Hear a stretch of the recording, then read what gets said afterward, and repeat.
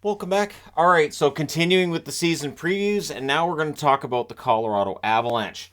The Avs in 2022-2023, a bit of a letdown. After a Stanley Cup win in 2022, but having won that Stanley Cup a year ago, most Avs fans are like, it's all right. We'll bounce back. We'll win it again.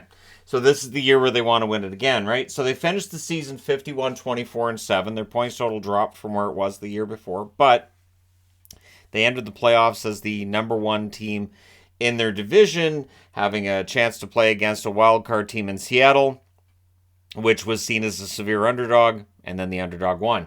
Now, that 51-24-7, that 109 points tied them with the Edmonton Oilers for 7th in the league. Technically, Avs 7th, the Oilers 6th, by virtue of the Oilers having 45 regulation wins and Colorado having 36. So regulation wins being your tiebreaker, but still, same amount of points as the Edmonton Oilers.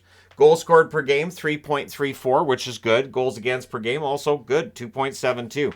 So their overall numbers, really quite solid when you look at the scoring, when you look at the points totals, the fact they finished first in the division. That'll be the aim again this year. Their power play was quite good, 24.5%. The penalty kill, they're going to need to work on that, 79%. And so, yeah, defensively, things are going to change a little bit with this team, but by a little bit, I only mean the departure of Eric Johnson. The defense really stays together. It's a matter of that defense staying healthy, especially Bowen Byram. So, of course, they made the playoffs this past season, so 2023 for that part of the board. They last won a round in 2022, the year they won the Stanley Cup. And so they'll be looking to win rounds and get another Stanley Cup this year. They are the odds-on favorites currently for the Stanley Cup. That's been the case since the Stanley Cup was awarded to Vegas. Immediately, Colorado was seen as the most likely to win the Cup next year. So for cap space, they don't have any, but they do. So Gabriel Landeskog's not playing. As a result, they have $2,025,000 in cap space once he's placed on LTIR. Of course, minus Landeskog, it does make a difference. That leadership void was definitely noticeable, and not to put, and I'm not saying that as an insult to any of the other Colorado players, just Landeskog's leadership is impressive. So they're going to have to find a way to deal with that. And in all likelihood, we don't know when Landeskog's going to play again and what state he's going to be in if he does get to play again. So the Avs kind of have to move along as if they're not going to have the Gabe Landeskog they had when, if, slash he does return. When, slash if he does return. So the top 5 scorers this past season, again, minus Landeskog. McKinnon played 71 games, 42 goals, 69 assists for 111 points. Excellent all-around season.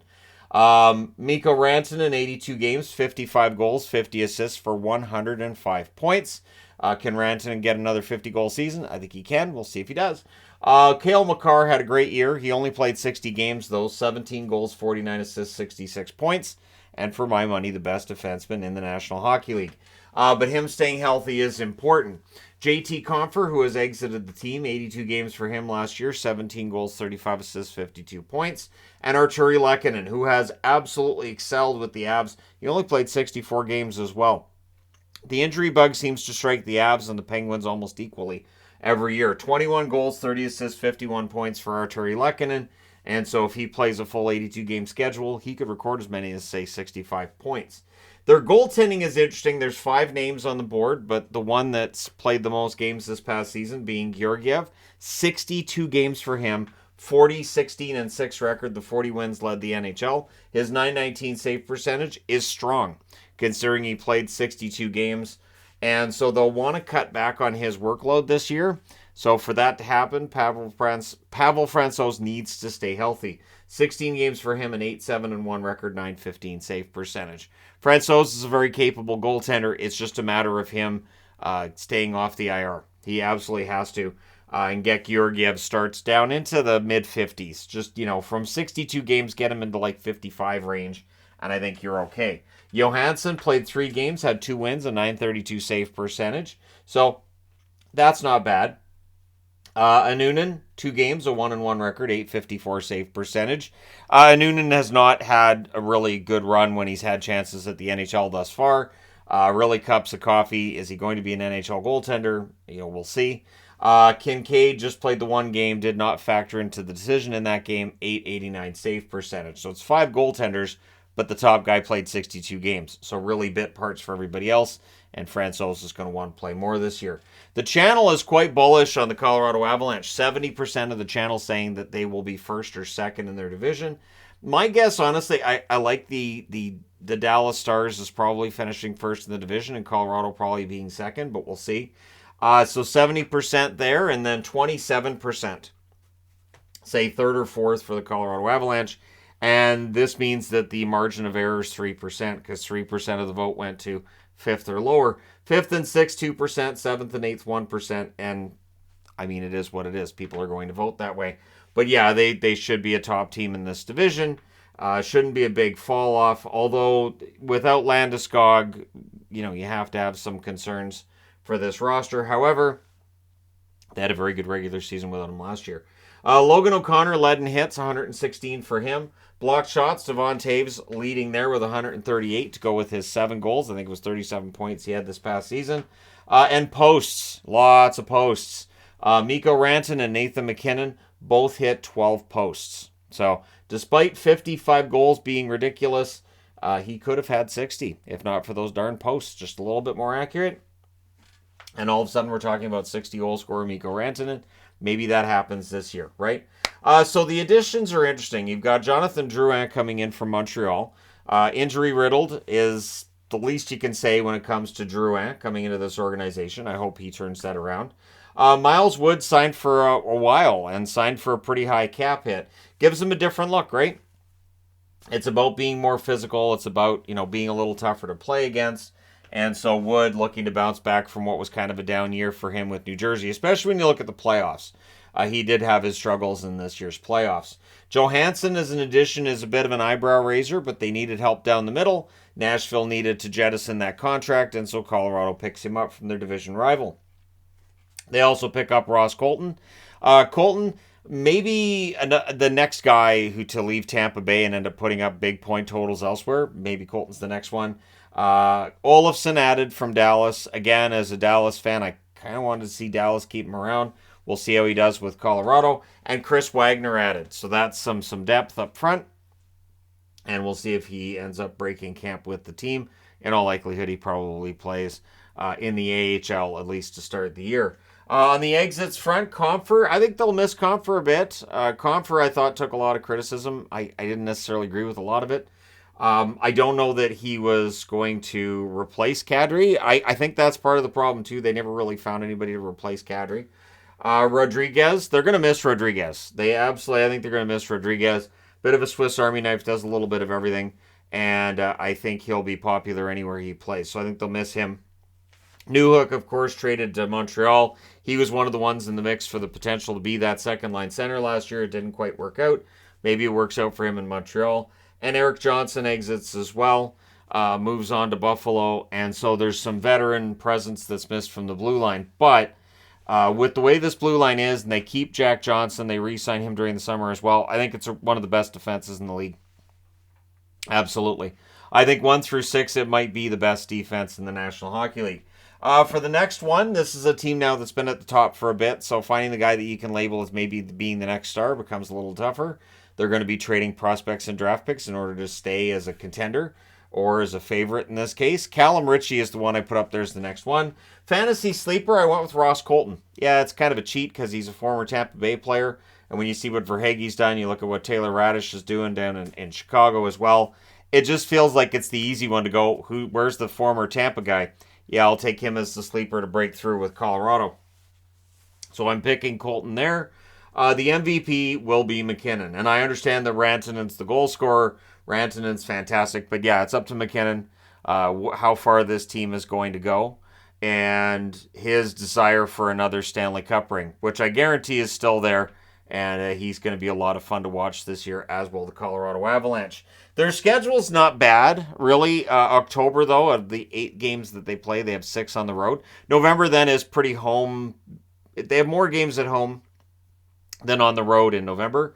But 6 out of 8 on the road in October means if they get off to a good start, say they win 6 out of 8 there, they're set up for a really strong November as well. So, again, 2024 Cup favorites, absolutely.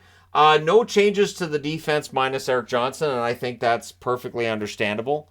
Their goaltending was good. Their defense was really solid. A few more shot blocks or hits, fine. If you can add there, great. But in all likelihood, they don't really need to do very much anyways. Francouz's health is going to be key. If this team is going to go far in the playoffs, the goaltending is going to be a big deal. And Georgiev, they need to make sure he's not overplayed. There were points in time last year during the season where I thought Georgiev was getting too many starts. And again, I understand when Francouz is hurt and maybe a Noonan's the backup and you don't really trust him, or Johansson's the backup, you don't really trust him, that kind of thing. I get why Georgiev played as much as he did, but I think they'll want to scale that back this year. Johansson's an interesting pickup. They want the 2021-2022 Johansson. He played 79 games that year, 26 goals, 37 assists, 63 points. Now, he's 31 years of age, but he's coming off of a year where he played 55 games, 12 goals, 16 assists, 28 points. They need production bigger than that from Johansson, or they could be they could be in some trouble. Johansson added for depth down the middle. Colton likely plays down the middle for them as well. That should help tremendously. But does Colton end up being the number 2 guy? He could. He could end up pushing his way into that number 2 slot. Jared Bednar, who is revered by Avs fans and rightfully so. He's entering his 8th season as head coach. He's seen the best and the worst with the Colorado Avalanche, and now he's become a coach that gets them to really good. Really solid records during the regular season, and in the postseason, they do have that 2022 Stanley Cup. So a ring for Bednar. He's got room for plenty more as well, and so we'll see whether or not they get another one this year. For McFarland, it's his 2nd season as GM. If you go, oh right, yeah, Sakic's not the GM anymore, you're forgiven. I've had that problem for the last 2 years now, where we're going into the 2nd season anyways with McFarland as GM, and I still think Sakic's GM. But yeah, McFarland has a tough job because this is a team that's at the top. This is a team that's seen as a top contender. And so the scrutiny gets a little bit heavier when that's the case. Nathan MacKinnon is quickly rising up through the ranks of the all-time list. And this is a list that includes Quebec Nordiques as well as Colorado Avalanche records. He's 5th all-time in both points and in assists. He's 46 points behind Hayduk for 4th on that list. He's 24 assists behind Michel Goulet for 4th on that list. So he's getting into some pretty heady territory when you look at his all-time scoring. And this is a team that has had prolonged success in their past. From 1995 through 2003, so that'd be the 95-96 season through 02-03, 9 division titles in a row for Colorado.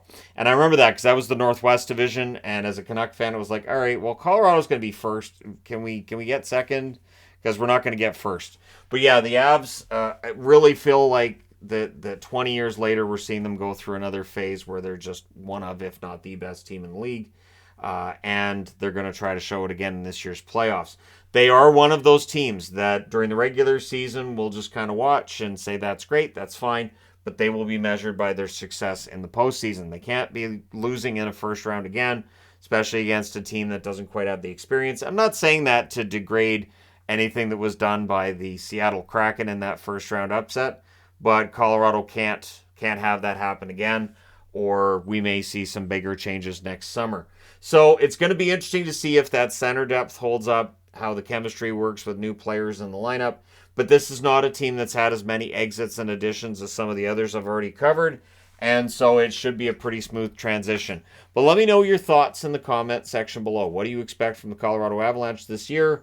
Are they going to win a 2nd Stanley Cup in 3 years, or do you feel they're missing somewhere? Let me know your thoughts. Don't forget to hit like and subscribe if you're browsing your way through. You just happened upon this video. Thank you guys so much for watching, for all your support. I will talk to you again soon.